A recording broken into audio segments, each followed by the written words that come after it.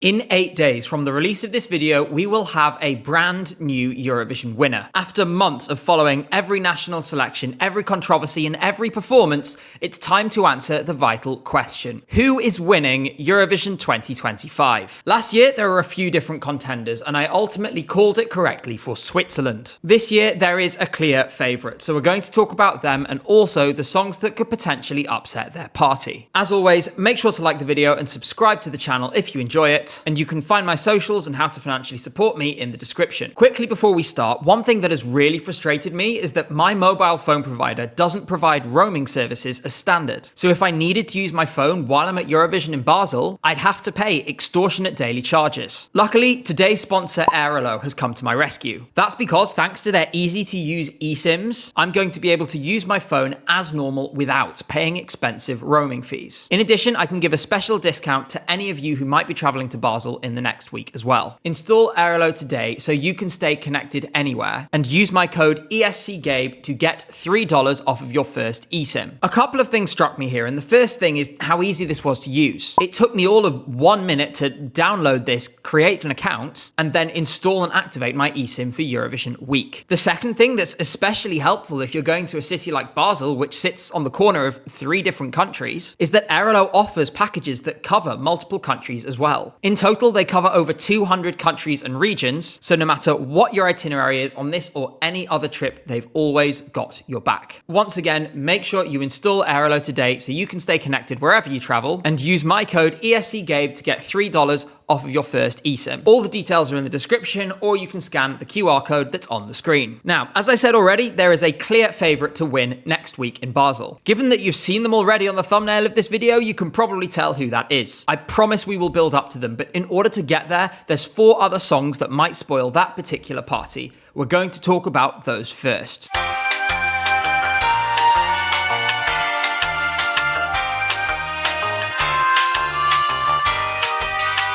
We're starting with Austria. That's JJ with his song Wasted Love. Last year, we had a winner in Nemo that used operatic elements to great effect. Austria saw that and went, yeah, let's do that as well. In fairness to them, Austria is to opera what Italy is to pasta and Denmark is to not qualifying. They are truly the masters of it. It's very hard to argue that anyone does it better. JJ has come out of one of the world's most prestigious opera houses as well, so at the very least, we know that this vocal is going to be perfect. Where he particularly distinguishes himself here is in his incredible range. The highest note in this song is a C#6, and if you include the chopped vocals in the last 30 seconds or so, you can push that up to an E6. If you want to know how impressive this is, try to hit a C#6 now. I will wait. Exactly. There are still a few question marks to be answered over this entry though. Firstly, in terms of the genre and the vocal. Not in the sense that he might not hit the notes, because we've got plenty of evidence to show that he's going to be able to do that. And coming from his background and with his training, it's very unlikely that they'll let his vocal burn out before the final. The problem is, more basically, that some people just don't simply connect with opera music all that well. I'm not convinced that this is going to have a huge potential impact, because all you need is a thin wedge of voters to be very passionate about your song in order to still do well with the public. But with that in mind, knowing what else is coming in this video, it's going to make it very, very difficult for Austria to finish high enough with the televoters to score enough points to win. In addition to that, I really deeply hope that the Austrian delegation have a plan for how they are going to stage the last 30 seconds of this song. We get an unexpected breakdown here with a dance beat to close out, but JJ hasn't been singing the chopped vocals that accompany this section in the performances that he's done so far. To be fair, the pre-party stages haven't really allowed for anything too complex to be done on the staging front or on the sound production front. But if, when you get to the peak of the song, the lead singer visibly stops singing for 20 seconds, that could be jarring and it could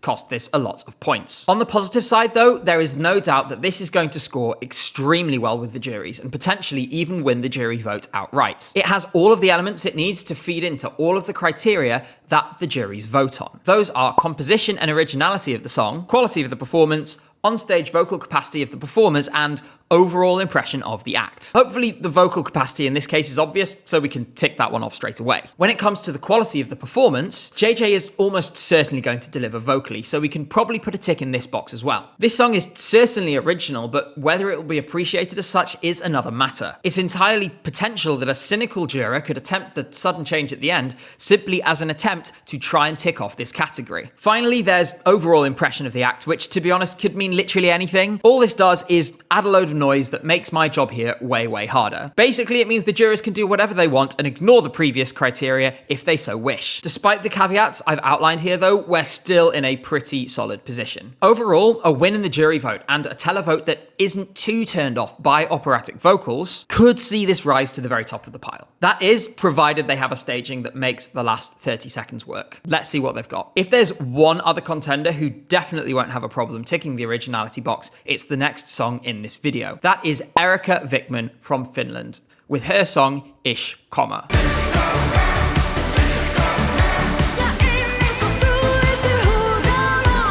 I made an entire video dedicated to the idea that this song could win Eurovision, so if you've watched that video, you probably have some idea what I'm going to say. In the few months since that video, I have seen nothing to turn me off from the idea that she could still win it all. I'm going to mostly focus though on the elements that have changed in some way, or the new information that we've learned since I made that last video. There's no point saying the same things twice. Plus, that gives you a reason to go and watch that one after you've watched this. The key thing we've learned since last time is that this does have what it takes to go from a really exciting studio version into an incredible live performance. I really didn't know what we were going to get ahead of UMK, and I was excited but nervous, knowing that it could so easily go wrong. All of my fears rapidly dissipated when I saw Erika Vikman riding atop a giant microphone with sparks shooting out of it. Every expectation I had here was massively exceeded. This is seriously staged perfectly, and provided that the core principles are staying the same, and the information we have so far suggests that they will be, we are really onto something special here. The team at the Finnish national selection already realized that when you have someone with the stage presence and charisma of Erika Vikman,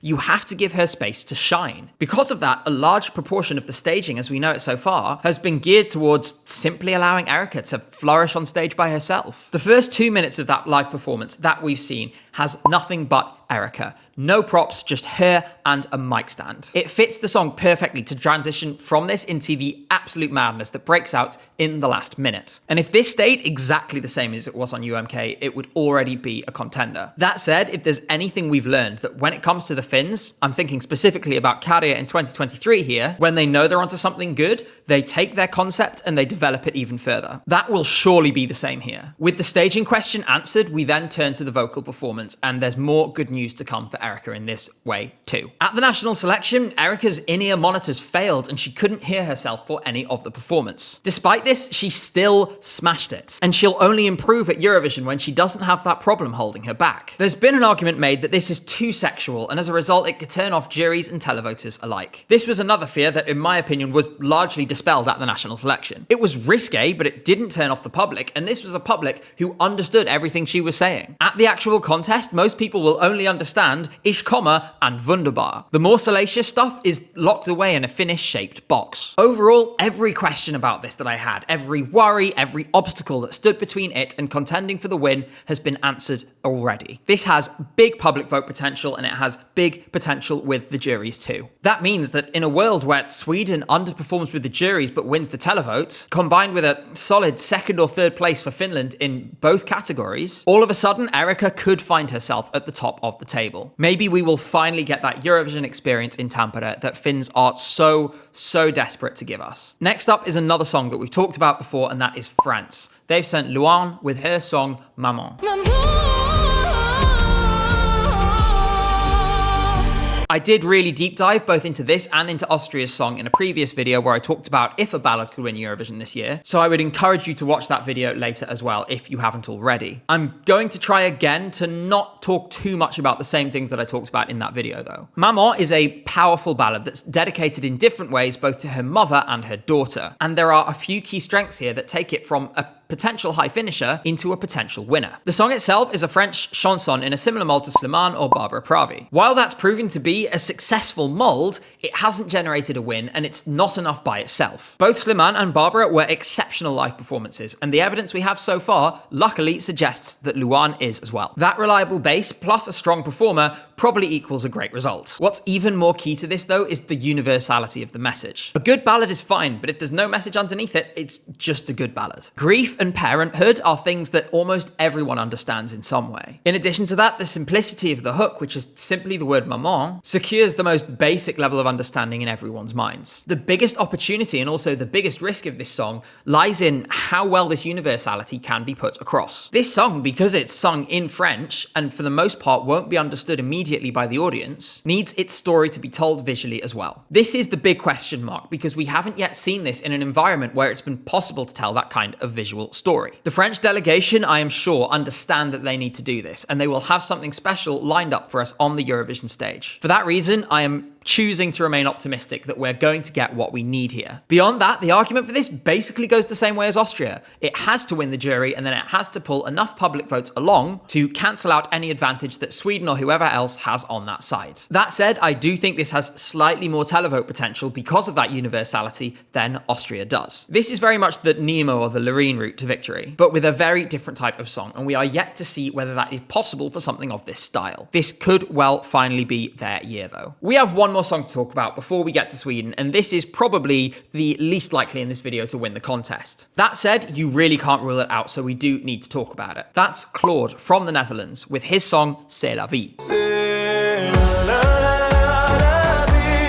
One thing this video hasn't had so far is a modern, catchy pop song that's slick and well produced and can pull high scores on both the jury and the televote side. That is this song. The hook of this is really nicely done because it's instantly memorable, it's understandable through a universally known expression, and it's singable as well. You only have to hear this once or twice in the song before it's stuck in your head, and by the end of it, you're probably singing along with it. If a lot of viewers get to the end of the show and this is the thing they remember, then that is probably where their vote is going to go as well. Claude himself is a massive asset to the performance. His energy and his enthusiasm are infectious, and he's one of the most charismatic performances of the show this year. Most of the time, most people's energy gets absorbed by the camera. As a result, their full personality doesn't come across. It takes talent for that to be communicated, and Claude does that expertly. This has previously played massively in favor of acts like Sam Ryder in 2022. The same could happen for Claude as well. In my opinion, this probably doesn't have enough to win either the jury vote or the televote. Once again, that means we're looking at a second or third place in both style of winner. This was actually how the Netherlands won last time in 2019 as well. In my opinion though, the jury and the televote are going to have to sharply disagree on all of the other songs in this video in order for that to happen. If it did, I would love it. I just think it's not that likely. That's because there's no path that leads to more than 450 to 490 points for this. For context, the last time a song won with under 500 was 2019. And in that year, Duncan Lawrence scored 498. It is doable, and in the most extreme of examples, Azerbaijan in 2011 won with what would have been 405 points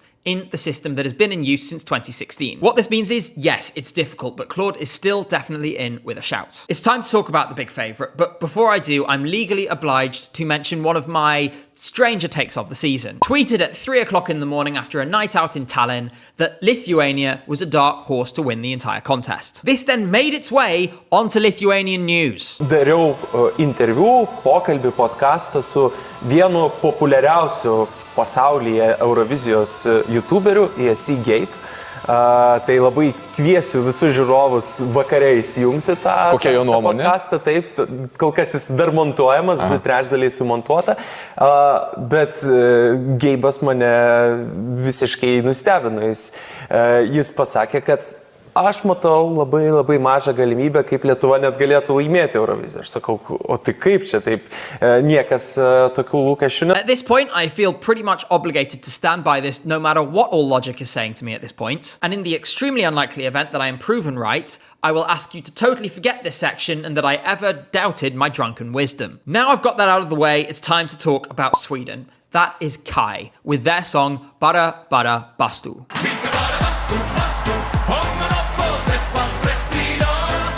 We have truly come full circle in the Eurovision fandom, because how have we ended up in a situation where everybody is rooting for Sweden? I am seriously struggling to find a single person who doesn't love this song, or at the very least doesn't find themselves rooting for these guys because they're just so likable. It seems all it took for Sweden to become the plucky, lovable rogues of Eurovision was to find some Finns. For those of you just joining us and who haven't seen my video on Sweden that I did earlier in the year, allow me to briefly explain what I explained at length in that video. Basically, the producer of Melodifestivalen, which is the Swedish national selection, personally invited Kai to participate this year. They had to add a songwriter with Swedish citizenship in the form of Anders Wrethov in order to qualify for the competition. That's because Kai are not Swedish, they are from the Swedish-speaking region of Finland. After all the artists in the show were announced, they were last in the odds, and alongside everyone else, seemed powerless to stop the runaway nothing burger train of Måns Zelmerlöw. Then we saw the performance, and in a flash, everything flipped on its head. The nothing burger train had derailed and now sits on a bonfire alongside the rest of Måns Zelmerlöw's marriage. In all seriousness, ever since, Barabarabastu has been top of the Swedish and the Finnish charts. It's turned into a Käärijä-esque phenomenon in both countries, and in turn has swept away all of the competition in its path, thereby ensuring the maximum level of head loss among Swedish pop men. Since then, Kai have felt like a juggernaut that has just moved step by step further and further ahead of the rest of the field. The hype has carried and carried, and the momentum in the Nordics has not abated at all. In addition, this is now the single most streamed song from this year's competition. There's a few reasons why this went from a narrow leader in the odds just after the national selection to a position as strong as Lorene's before Eurovision week in 2023. One of those is the hype that I've just described, but there's a whole bunch of other elements that are coming together to make this a potential Eurovision winner. The first is that Kai are just absolute experts at what they do. And selling a silly song about saunas is just about the most up their street thing that you could possibly imagine. Making funny music that people actually enjoy unironically on a wide scale is really difficult. And the risk of getting a song that basically goes, "Look at us, we're so funny and random," is so high. Kai have, of course, avoided this. And based on what I've seen over the last couple of months, these guys are like Weird Al Yankovic level of good in this field. Like, seriously, these guys made a cover of Nessun Dorma about pulling a Nissan out of a ditch in winter.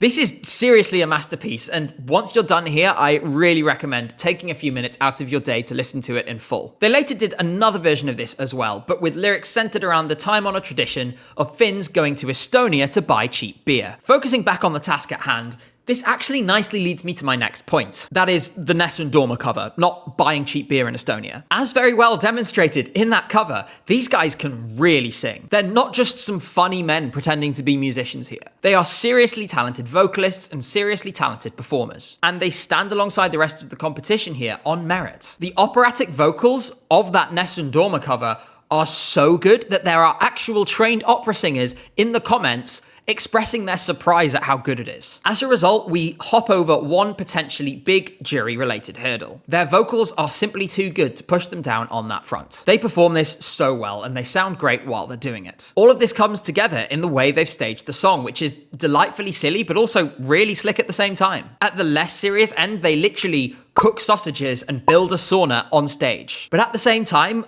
underneath this, it has all of the slickness that we've seen for years from Swedish productions. Many entries of this type fall victim to a kind of disorganized chaos when we see them on the Eurovision stage. Here, the opposite is true. Perhaps the simplest factor of all is that this is simply a great song. It's catchy, you can sing along on the first listen, even if you don't speak Swedish, and it makes you want to dance, and go to the sauna, obviously. There really is nobody else at this stage who can challenge Sweden for the televote victory in May. And in the jury, there's not really a world at the moment that I can see where they're doing so significantly badly that their televote score doesn't carry them to the victory overall. That said, this is far from sewn up, and all of the other songs in this video could surpass them in the right circumstances. At the end of the day, there is only one way to find out. I will be there in Basel to go on this journey with you, and I'm delighted to announce we will be streaming every day of Eurovision week from 1 p.m. to 4 p.m. local time. In addition, we will be doing live streams during each of the jury shows on Monday, Wednesday, and Friday. In addition to that, we already have artists confirmed as guests for the stream and plenty of familiar faces if you've been following the live streams through the season as well. You are not going to want to miss a single minute of this, so make sure you're subscribed to the channel